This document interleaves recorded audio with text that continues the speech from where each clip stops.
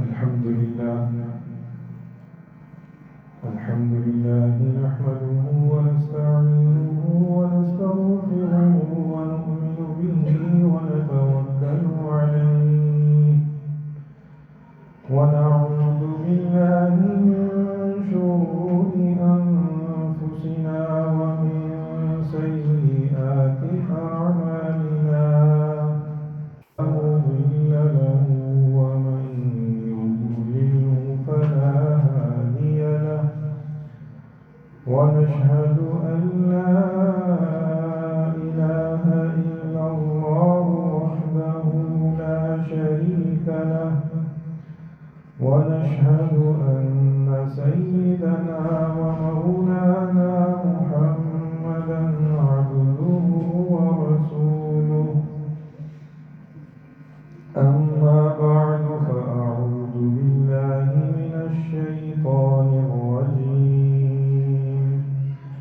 بسم الله الرحمن الرحيم يا أيها الذين آمنوا كتب عليكم الصيام كما كتب على الذين من قبلكم لعلكم تتقون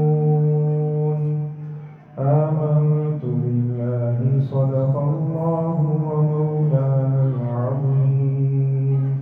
وصدق رسوله النبي الأمي الكريم ونحن على ذلك لمن الشاهدين والشاكرين والحمد لله رب العالمين. میرے انتہائی معزز محترم مکرم سامعین کرام، آج شعبان المعظم کا آخری جمعۃ المبارک ہے. آمدہ جمعرات کو انشاءاللہ یکم رمضان المبارک ہوگا اور اگلے جمعۃ المبارک کو انشاءاللہ ہماری ملاقات روزے کی حالت میں ہوگی. وہ مبارک گھڑیاں بالکل قریب آیا چاہتی ہیں جن کے بارے میں رسول کریم علیہ السلام نے ہمیں یہ تعلیم دی تھی کہ رجب المرجب کا چاند دیکھتے ہی ان گھڑیوں کے حصول کے لیے دعا کیا کرو. اللہم بارک لنا فی رجب و شعبان وبلغنا رمضان. اے اللہ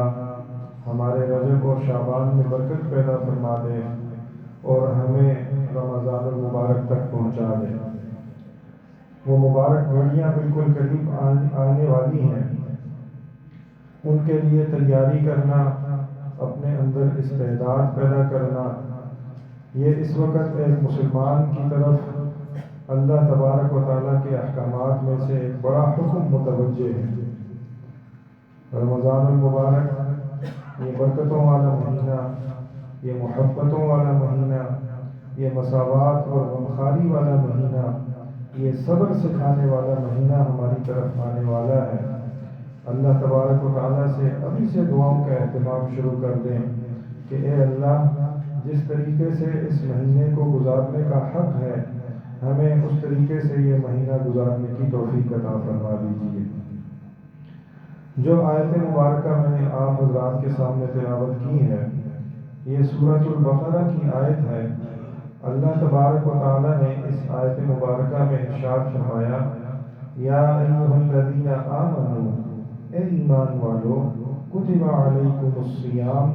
تمہارے اوپر روزے رکھنا فرض کر دیا گیا ہے، لکھ دیا گیا ہے. کتبہ کا مطلب ہوتا ہے کسی چیز کا لکھ دیا گیا ہونا. تو کتب علیکم الصیام، تمہارے اوپر روزے رکھنا فرض کر دیا گیا ہے، لکھ دیا گیا ہے. لہٰذا تم نے یہ روزے رکھنے ہیں اور یہ کوئی نئی عبادت نہیں ہے کہ جو صرف تمہارے لیے ہی اللہ تبارک و تعالیٰ نے فرض کر دی ہے. کما کتب علی الذین من قبلکم، بلکہ یہ ایسی عبادت ہے جو تم سے پہلے لوگوں کے اوپر بھی فرض کی گئی تھی۔ کتب علی الذین من قبلکم، تم سے پہلے جتنی شریعتیں بھی اس دنیا کے اندر آئی ہیں، جتنے انبیاء کرام علیہم السلام مبعوث ہوئے ہیں، ان کی امتوں کے اوپر بھی اللہ تبارک و تعالیٰ نے روزے فرض کیے تھے، اور وہ لوگ بھی روزے رکھتے چلے گئے ہیں۔ یہ کوئی ایسا حکم نہیں ہے جو تمہارے لیے کوئی نیا حکم نازل کر دیا گیا ہے۔ البتہ علماء کرام نے یہ لکھا ہے کہ پہلی امتوں کے اوپر جو روزے تھے، لازمی نہیں ہے کہ وہ ویسے ہی روزے ہوں جیسے امت محمدیہ پر فرض ہیں۔ جیسے ہمیں حکم ہے کہ رمضان المبارک کے 30 روزے رکھیں، یا 29 کا ہو تو 29 روزے رکھیں، اور اس کی مقدار جیسے بتا دی کہ صبح صادق سے غروب آفتاب تک روزہ رکھنا ہے، ویسے ہی پہلی امتوں کے اوپر بھی روزے رکھنا فرض کیا گیا ہو۔ یہ شرائط حدود و قیود لازمی نہیں ہے ویسے ہی ہوں، یا تعداد لازمی نہیں ہے کہ اتنی ہی ہو جتنی ہمارے اوپر فرض ہے۔ البتہ یہ ہے کہ نفس روزہ کے اعتبار سے یہ حکم قرآن کریم کے قول کے مطابق کما کتب علی الذین من قبلکم، یہ تمہارے اوپر ویسے ہی فرض کیے گئے ہیں جیسے تم سے پہلے لوگوں کے اوپر فرض کیے گئے تھے، لہٰذا تم نے اس کو اپنے لیے کوئی نیا حکم، کوئی اجنبا، کوئی نئی بات نہیں سمجھنا، بلکہ پہلے سے چلا آ رہا ایک حکم ہے جو تمہارے اوپر بھی نافذ کیا جا رہا ہے۔ یہ سن 2 ہجری شعبان المعظم کا واقعہ ہے جب یہ حکم نازل ہوا ہے، اور یہ بیائی عیسوی اعتبار سے بھی فروری کا ہی مہینہ تھا، جیسے اس سال ہمارے اوپر فروری کے مہینے میں رمضان المبارک آ رہا ہے۔ یہی دور تھا جب مسلمانوں کے اوپر جو ہے روزے فرض کیے گئے تھے۔ اللہ تبارک و تعالیٰ نے اس آیت میں تیسری بات یہ ارشاد فرمائی کہ یہ روزے تمہارے اوپر اس لیے فرض کیے گئے ہیں لعلکم تتقون، تاکہ تم متقی اور پرہیزگار بن جاؤ۔ روزے کا اور تقویٰ کا آپس میں بہت گہرا ساتھ ہے۔ کوئی بھی عبادت انسان سر انجام دیتا ہے وہ لوگوں کو نظر آتی ہے۔ ایک آدمی نماز پڑھ رہا ہے، لوگوں کو نظر آ رہا ہے کہ یہ بندہ نماز پڑھ رہا ہے، اور بعض اوقات دکھلاوے کے لیے بھی لوگ نماز پڑھتے ہیں۔ کوئی حج کرنے کے لیے جا رہا ہے، لوگوں کو نظر آ رہا ہے کہ یہ آدمی حج کر رہا ہے۔ روزہ ایک ایسی عبادت ہے کہ جو خالص تقویٰ کے بغیر انجام نہیں دیا جا سکتا، کہ کوئی آدمی زبان سے کہہ دیتا ہے میں روزے دار ہوں، لیکن اس کو جانچنے کا، اس کی پیمائش کرنے کا، یہ پتہ چلانے کا کہ یہ بندہ روزے دار ہے یا نہیں، ہمارے پاس کوئی آلہ موجود نہیں ہے۔ بس اس کا ایک قول ہوتا ہے کہ میں روزے دار ہوں، تو ہمیں اس کو روزے دار ماننا پڑتا ہے۔ اور جو شخص روزہ رکھتا ہے یہ خالصتاً اس کا اور اس کے رب کا معاہدہ ہوتا ہے۔ وہ تنہائیوں میں بھی کھانا پینا نہیں کرتا، وہ اللہ تبارک و تعالیٰ سے ڈرتا ہے، وہ اللہ تبارک و تعالیٰ سے محبت رکھتے ہوئے اس کے حکم کی تکمیل کرنے کی کوشش کرتا ہے۔ اس لیے بغیر تقویٰ کے روزہ رکھنا ممکن نہیں ہے۔ تو جو شخص بھی روزہ رکھتا ہے اس کے اندر کسی نہ کسی درجے میں تقویٰ ضرور پایا جاتا ہے۔ متقی کے بغیر روزہ رکھنا کسی آدمی کے لیے ممکن نہیں ہے۔ تو اس لیے فرمایا کہ تم روزے رکھو لعلکم تتقون، تاکہ تمہیں خود کو پتہ چل سکے کہ تم متقی ہو یا نہیں ہو۔ یہاں پر تقویٰ کھل کر سامنے آ جاتا ہے کہ انسان سخت گرمی کا عالم ہے، اپنے کمرے میں بیٹھا ہے، ٹھنڈا پانی اس کے پاس موجود ہے، لیکن پیاس لگی ہوئی ہے، اس کے باوجود اللہ تبارک و تعالیٰ کے حکم کو سامنے رکھتے ہوئے وہ پانی سے اپنی پیاس نہیں بجھاتا، بلکہ اللہ تبارک و تعالیٰ کے حکم کی تکمیل کرتا ہے، تو الحمدللہ ایسا شخص جو ہے وہ بیائی نہیں متقی ہے، جیسے کہ قرآن کریم نے ارشاد فرمایا لعلکم تتقون، تم روزہ رکھو تاکہ تمہیں پتہ چل جائے کہ تم تقویٰ والے ہو، پرہیزگاری والے ہو۔ اور جس طریقے سے قرآن کریم نے یہ بات ارشاد فرمائی ہے، اس سے یہ بھی معلوم ہوتا ہے کہ 1 مہینے لگاتار پریکٹس کرنا اس بات کی کہ اللہ تبارک و تعالیٰ کے حکم کو ٹالنا نہیں ہے، اللہ تبارک و تعالیٰ کے حکم کے اوپر کاربند رہنا ہے، روزہ رکھنا ہے، تنہائی میں بھی کچھ کھانا پینا نہیں کرنا۔ یہ انسان کو مشق کرواتا ہے کہ ہم نے اپنے باقی ایام کے اندر بھی اللہ تبارک و تعالیٰ کے احکامات کے مطابق زندگی گزارنی ہے، اور اس کے احکامات کی نافرمانی نہیں کرنی، اور جن چیزوں سے اللہ تبارک و تعالیٰ نے منع فرمایا ہے ان سے اپنے آپ کو روکنا ہے۔ دیکھیں روزے کے اندر انسان حلال چیزوں سے روکتا ہے، کھانا حلال ہے، پینا حلال ہے، ازدواجی تعلقات قائم کرنا حلال ہے، لیکن اللہ تبارک و تعالیٰ کے لیے انسان اپنے آپ کو ان امور سے روکتا ہے، تو یہ حلال کاموں سے روکنے کی مشق اس کو حرام کاموں کے اندر بدرجہ اولا اللہ کے حکم کو سمجھنے، جانچنے اور اس میں اللہ تبارک و تعالیٰ کی منشا کے مطابق عمل کرنے کی طرف راغب کرتا ہے۔ قرآن کریم میں اللہ تبارک و تعالیٰ نے ارشاد فرمایا ہے ایام معدودات، یہ حکم میں نے تمہارے اوپر نازل کیا ہے کہ تمہارے اوپر روزے رکھنا فرض کیا گیا ہے، لیکن ایسا نہیں ہے کہ میں نے تمہیں حکم دے دیا ہو کہ تم ساری زندگی روزے رکھتے چلے جاؤ،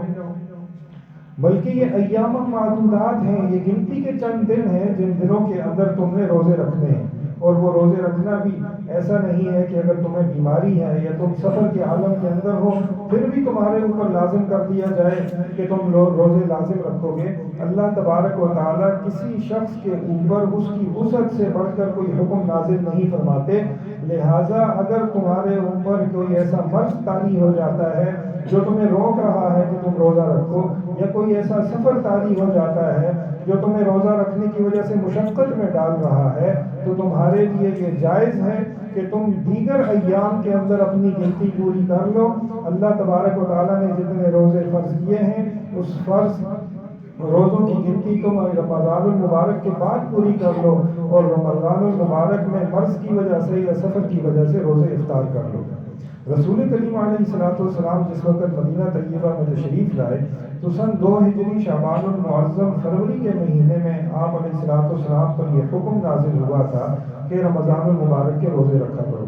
اس سے پہلے رسول کریم علیہ السلام کی عادت مطہرہ یہ تھی کہ آپ ہر قمری مہینے کی 13، 14 اور 15 تاریخ کو روزہ رکھتے تھے، اور اسی طرح 10 محرم الحرام اور اس کے ساتھ 11 یا 9 کا روزہ ملا کر آپ علیہ السلام یہ روزہ رکھا کرتے تھے۔ لیکن بعد میں اللہ تبارک و تعالیٰ نے رمضان المبارک کے روزے فرض فرما دیے، اور اس رمضان المبارک کے روزوں کے اندر بھی تدریجی حکم اللہ تعالیٰ نے اس طرح نازل فرمایا کہ ابتدا میں یہ اجازت تھی کہ جو آدمی روزہ رکھنا چاہے وہ روزہ رکھے، اور جو روزہ نہیں رکھنا چاہتا بھلے وہ مسافر نہ ہو، بھلے وہ مریض نہ ہو، وہ روزہ افطار کر سکتا تھا۔ البتہ اس کے اوپر یہ لازم قرار دیا تھا کہ وہ اپنے روزے کا فدیہ ادا کر دے۔ یہ اس وجہ سے تھا تاکہ لوگ روزہ رکھنے کے عادی بن جائیں، خوگر ہو جائیں، ان کو یہ عادت ہو جائے کہ رمضان المبارک میں روزے بھی رکھنا ہوتے ہیں، کیونکہ اللہ تبارک و تعالیٰ نے ساتھ میں یہ بھی ارشاد فرمایا تھا وَأَن تَصُومُوا خَيْرٌ لَكُمْ، باوجود اس کے کہ ہماری طرف سے یہ اجازت ہے کہ تم روزہ رکھو یا نہ رکھو، اگر تم روزہ رکھو گے تو یہ تمہارے لیے بہتر ہے۔ لیکن بعد میں اللہ تبارک و تعالیٰ نے اس حکم کو منسوخ فرما دیا، صرف مریض اور مسافر کے حق میں یہ گنجائش باقی رکھی گئی ہے کہ اگر وہ روزہ ترک کرنا چاہیں تو وہ روزہ ترک کر سکتے ہیں، اور بعد میں وہ اپنے روزے کی قضا کریں گے دیگر ایام میں، یعنی رمضان المبارک کے بعد۔ البتہ جو عام لوگ ہیں، جو صحت مند ہیں، ان کے لیے یہ گنجائش ختم ہو گئی ہے کہ وہ بغیر عذر کے روزہ ترک نہیں کر سکتے۔ قرآن کریم نے ارشاد فرمایا فَمَن شَهِدَ مِنكُمُ الشَّهْرَ فَلْيَصُمْ، تم میں سے جو آدمی بھی روزوں کے مہینے کو پائے گا اس کے اوپر لازم ہے کہ وہ روزے رکھے۔ بغیر عذر کے روزہ چھوڑنا سخت گناہ ہے، کبیرہ گناہ ہے، انسان روزہ ترک کرنے کی وجہ سے فاسق و فاجر ہو جاتا ہے۔ اب روزہ کب رکھنا ہے؟ قرآن کریم نے اس مہینے کی وضاحت ارشاد فرمائی ہے کہ روزہ رکھنے کا مہینہ جو ہے وہ شہر رمضان ہے۔ شہر رمضان الذی انزل فیہ القرآن، شہر رمضان جو ہے رمضان کا مہینہ، اس کے اندر تم نے روزہ رکھنا ہے۔ یہ مہینہ کوئی عام مہینہ نہیں ہے، اس مہینے کا انتخاب ہم نے اس لیے فرمایا ہے انزل فیہ القرآن، اس مہینے کے اندر قرآن کریم نازل ہوا ہے۔ برکتوں والا قرآن اللہ تبارک و تعالیٰ نے عطا فرمایا ہے۔ آپ حضرات کو معلوم ہے اللہ تبارک و تعالیٰ کا ارشاد اِنَّا أَنزَلْنَاهُ فِي لَيْلَةِ الْقَدْرِ، کہ ہم نے اس مہینے کو لیلۃ القدر میں نازل فرمایا، اور لیلۃ القدر جو ہے یہ رمضان المبارک کے مہینے میں آتی ہے۔ قرآن کریم رسول کریم علیہ السلام پر 22 سال 2 مہینے اور 22 دن کے اندر نازل ہوا ہے۔ تو پھر یہ ارشاد فرمانا کہ یہ رمضان المبارک میں نازل ہوا، اس کا مطلب یہ ہے کہ اللہ تبارک و تعالیٰ نے قرآن کریم کو سب سے پہلے اپنی ذات مبارکہ سے منتقل فرمایا تھا لوح محفوظ کے اوپر۔ لوح محفوظ یہ اللہ تبارک و تعالیٰ کے علم کے اندر ایسا مقام ہے جس کے اندر اللہ تبارک و تعالیٰ نے قرآن کریم کو لکھ کر رکھا ہوا ہے، لوگوں کی تقریروں کو، حالات کو لکھ کر رکھا ہوا ہے، گویا کہ یہ غیب کے خزانوں میں اللہ تبارک و تعالیٰ کا کوئی ڈیٹا سینٹر ہے جس میں اللہ تبارک و تعالیٰ نے سب چیزوں کو لکھ کر رکھا ہوا ہے۔ تو قرآن کریم کو اللہ تبارک و تعالیٰ نے سب سے پہلے اپنی ذات مبارک سے لوح محفوظ پر منتقل فرمایا۔ اب یہ کب منتقل فرمایا؟ قرآن حدیث میں اس کی کوئی وضاحت نہیں فرمائی گئی، البتہ رمضان المبارک لیلۃ القدر والے دن اللہ تبارک و تعالیٰ نے قرآن کریم کو لوح محفوظ سے بیت العزت پر نازل فرمایا ہے، اور یہ جو نازل ہونا ہے یہ یک بارگی ہے، اکٹھا سارا کا سارا قرآن اللہ تبارک و تعالیٰ نے لوح محفوظ سے بیت العزت پر نازل فرمایا۔ یہ بیت العزت جو ہے یہ آسمانی دنیا پر فرشتوں کا خانہ کعبہ ہے، یہ بالکل ہمارے خانہ کعبہ کی محاذات میں اس کے برابر قرآن اللہ تبارک و تعالیٰ نے آسمان پر فرشتوں کا ایک قبلہ بنایا ہوا ہے جس کا وہ طواف کرتے رہتے ہیں۔ تو اللہ تبارک و تعالیٰ نے سب سے پہلے قرآن کریم کو لوح محفوظ سے بیت العزت پر نازل فرمایا، اور اس کا مقصد یہ تھا کہ اللہ تبارک و تعالیٰ کی جو نورانی مخلوق ہے فرشتے جن کا یہ خانہ کعبہ ہے بیت العزت، وہ بھی قرآن کریم کے انوار سے مستفید ہو سکیں، وہ اس کے فضائل سے ہم آہنگ ہو سکیں، اور ساتھ ہی ساتھ چونکہ قرآن کریم کو اللہ تبارک و تعالیٰ نے فرشتوں کے ذریعے نازل فرمانا تھا تو بیت العزت یہ فرشتوں کی دسترس میں تھا، لوح محفوظ یہ وراء الملا ہے، یہ فرشتوں کی دسترس سے باہر ہے۔ اب بیت العزت پر قرآن کریم آ گیا کہ جس وقت نبی پاک علیہ السلام پر جو آیت نازل کرنا مقصود ہوگی، جبریل امین وہ آیت بیت العزت سے لیں گے اور لا کر رسول کریم علیہ السلام کے سامنے تلاوت فرما دیں گے۔ یہ پہلا نزول قرآن کریم کا جو ہوا یہ رمضان المبارک میں ہوا، اور لیلۃ القدر کی رات کو اللہ تبارک و تعالیٰ نے پورا کا پورا قرآن کریم نازل فرمایا ہے۔ اور دوسرا نزول جو جبریل امین کے ذریعے رسول کریم علیہ السلام پر ہوا ہے، یہ نزول بھی اس کی ابتدا بھی اللہ تبارک و تعالیٰ نے رمضان المبارک میں فرمائی ہے۔ اور یہاں پر ایک بات مزید بتاتا چلوں کہ نہ صرف یہ کہ قرآن کریم اللہ تبارک و تعالیٰ نے رمضان المبارک میں نازل فرمایا ہے، بلکہ اللہ تبارک و تعالیٰ نے جو سابقہ جتنی بھی آسمانی کتابیں ہیں وہ ساری کی ساری رمضان المبارک کی مختلف تاریخوں میں نازل فرمائی ہیں۔ ہمارا قرآن جو ہے یہ تدریجی طور پر 22 سال تقریباً 23 سال کے اندر نازل ہوا۔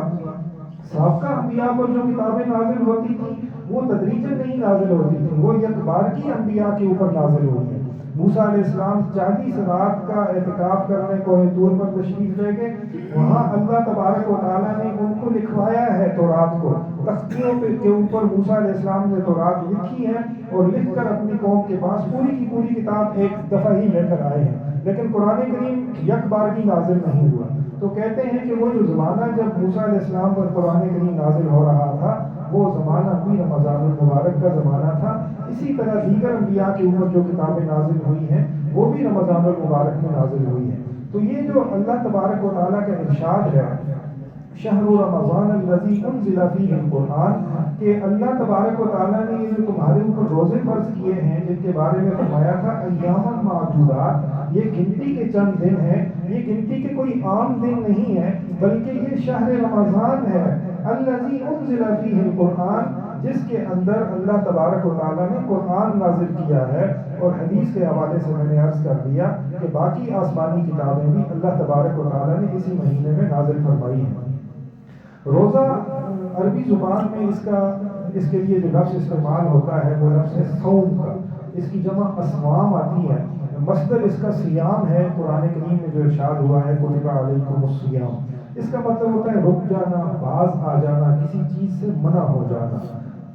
شریعت کی اصطلاح میں صبح صادق سے لے کر غروب آفتاب تک کھانے پینے اور جائز ازدواجی تعلقات قائم کرنے سے روزے کی نیت کے ساتھ رک جانا، اس چیز کو روزہ کہا جاتا ہے۔ اگر کوئی شخص صبح سے شام تک ویسے ہی کھائے پیے بغیر گزار دیتا ہے اور روزے کی نیت نہیں کرتا، اگرچہ اس نے کھایا پیا کچھ نہیں ہے تو نیت نہ ہونے کی وجہ سے اس کا روزہ نہیں ہوگا۔ اس کا مطلب ہے کہ روزے کی نیت اس کے لیے شرط اور لازم ہے۔ تو کھائے پیے بغیر صبح صادق سے غروب آفتاب تک کا وقت گزارنا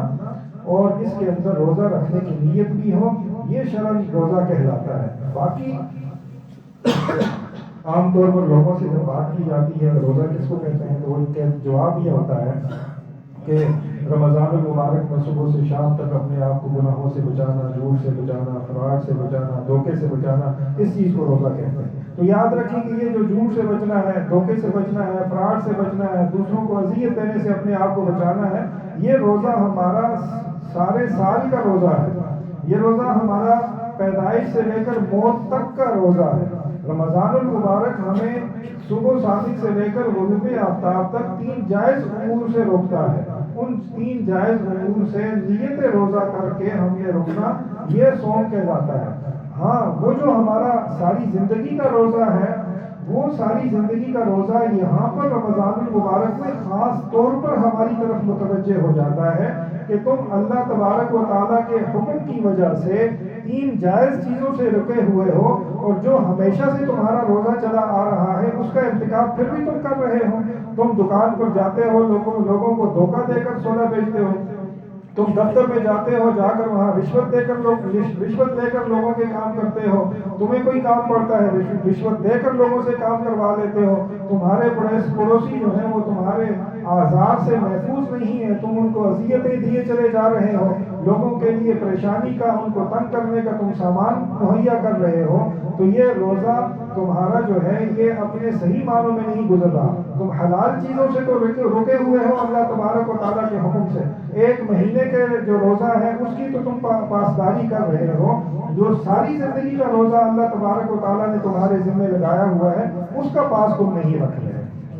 رسول کریم علیہ السلام کا ارشاد ہے کہ صبح صادق سے لے کر غروب آفتاب تک روزہ رکھا جانا چاہیے، اس میں سحری کا اہتمام ہونا چاہیے، افطاری کا اہتمام ہونا چاہیے، وقت کی پاسداری کرنی چاہیے۔ بعض اوقات لوگ غلط فہمی سے اذان ہوتی چلی جاتی ہے، لوگ کھاتے رہتے ہیں۔ صبح صادق کا تعلق ہے روزے کے ساتھ، یعنی سحری ہماری بند ہوتی ہے جس وقت صبح صادق ہو جائے، اذان ہو یا نہ ہو روزہ بند کر دینا ہے صبح صادق سے 1-2 منٹ پہلے۔ ہماری جو اذان ہوتی ہے یہ صبح صادق ہو جانے کے بعد ہوتی ہے، اور اس کے لیے مناسب یہ ہے کہ صبح صادق ہونے کے چند منٹ بعد اذان دی جائے، جبکہ روزہ بند کرنے کے لیے لازم ہے کہ صبح صادق سے چند منٹ پہلے روزہ بند کر دیا جائے۔ ہم اذان کا انتظار کرتے رہتے ہیں۔ اب جب اذان صبح صادق کے بعد ہوگی، کسی آدمی نے کھانا جاری رکھا ہوا ہے، اس عالم میں اذان ہو گئی ہے، اس کا مطلب ہے کہ روزے کا کچھ زمانہ اس کے اوپر ایسا گزر گیا ہے کہ وہ کھا پی رہا ہے، ایسے شخص کا روزہ نہیں ہوتا۔ تو اس لیے آج ہمارے پاس گھڑیاں موجود ہیں،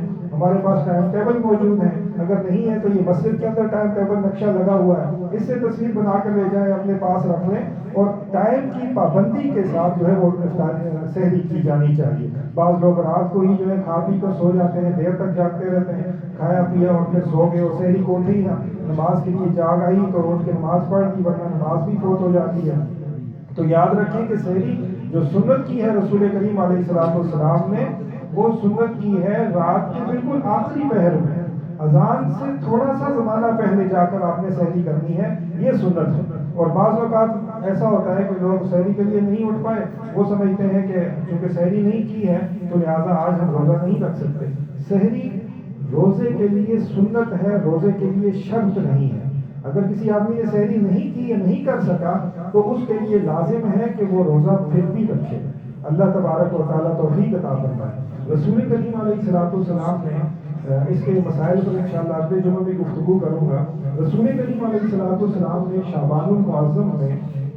صحابہ اکرام رضوان اللہ تعالیٰ علیہم اجمعین کو جمع فرما کر ایک خطبہ ارشاد فرمایا تھا۔ تو میں چاہوں گا کہ آج چونکہ شعبان کا آخری جمعہ ہے تو یہ خطبہ رسول کریم علیہ السلام کا یہاں پڑھ کر میں سنا دوں، وقت کم ہے، صرف ترجمہ اس کا میں پڑھ دیتا ہوں۔